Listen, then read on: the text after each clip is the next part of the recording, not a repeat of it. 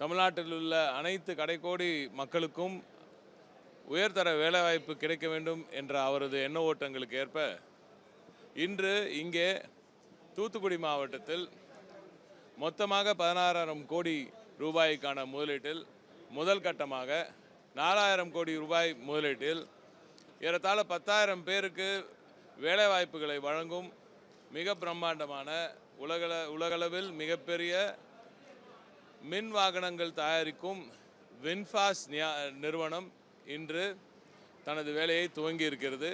மாண்புமிகு தமிழ்நாடு முதலமைச்சர் அவர்கள் இங்கே இந்த நிகழ்ச்சியை சிறப்பித்து வாழ்த்தி அவர் இந்த அடிக்கல் நாட்டியிருக்கிறார்.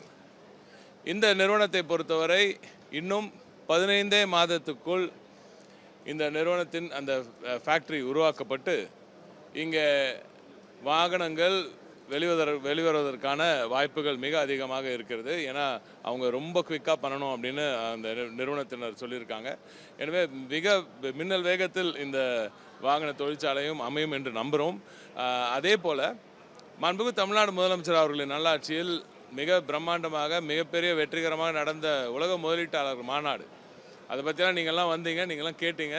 இவ்வளோ லட்சம் கோடி இவ்வளோ ஆயிரம் வேலை வாய்ப்புன்றீங்களே, இதெல்லாம் எப்போ சார் நடக்கும்னு கேட்டீங்க.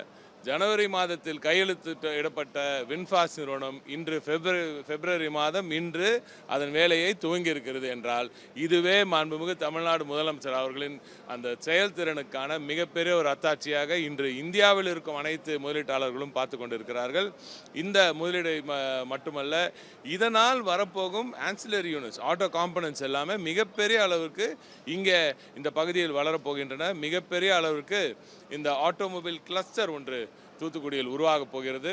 இதை தாண்டி இன்னும் பல சிறப்பு திட்டங்கள் தூத்துக்குடி மாவட்டத்துக்கு வரவிருக்கின்றன. அதை தாண்டி திராவிட முன்னேற்ற கழகத்தின் தலைவர், இந்த இனத்தின் பாதுகாவலர், முத்தமிழறிஞர் தலைவர் கலைஞர் அவர்களால் உருவாக்கப்பட்ட அந்த நாங்குநேரி திட்டம் நீண்ட நாட்களாக சென்ற ஆட்சியினரால் கிடப்பில் போடப்பட்ட அந்த திட்டம் மீண்டும் நிச்சயமாக உயிர்ப்பிக்கப்பட்டு மிகப்பெரிய அளவில் நாங்குநேரி திட்டமும் செயல்படுத்தப்படும் என்ற அந்த உறுதியை உங்களிடம் நான் தெரிவிக்க போதுமா உங்களுக்கு? அதில் ஒரு சில சின்ன சட்ட சிக்கல்லாம் இருக்குது. அதில் அதனால தான் நாங்கள் ரொம்ப கேர்ஃபுல்லாக ஹேண்டில் பண்ணி அது ஃபாஸ்டாக் பண்ணிகிட்ருக்கோம். மிக விரைவில் நல்ல செய்தி வரும். அதான் ஒட்டுமொத்தமாக இந்த கடந்த 3 ஆண்டுகளில் மட்டும் மாண்புமிகு தமிழ்நாடு முதலமைச்சர் அவர்களின் நல்லாட்சியில் ஏறத்தாழ $120 பில்லியன், அதாவது ஏறத்தாழ 10 லட்சம் கோடிக்கான முதலீடுகள் குவிந்திருக்கின்றன தமிழகத்துக்குள். இதனால் ஏறத்தாழ 31 லட்சம் பேருக்கு வேலைவாய்ப்புகள் உருவாகும். இது ஒரு துவக்கம்தான். இன்னும் இந்த மாதத்தில் இப்போ எலெக்ஷன் வர்றதுனால ஒரு சில வேலைகள்லாம் கொஞ்சம் தொய்வாக இருக்குது.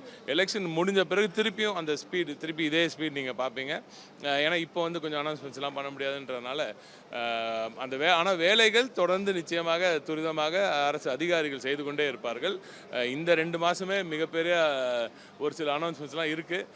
அது அது எலெக்ஷனுக்குள்ளே அந்த அனௌன்ஸ்மெண்ட்டுக்குள்ளே சொல்ல முடியுமா அப்படின்ட்டு தெரியல. பட் ஆனால் மிகப்பெரிய வளர்ச்சி இருக்குது.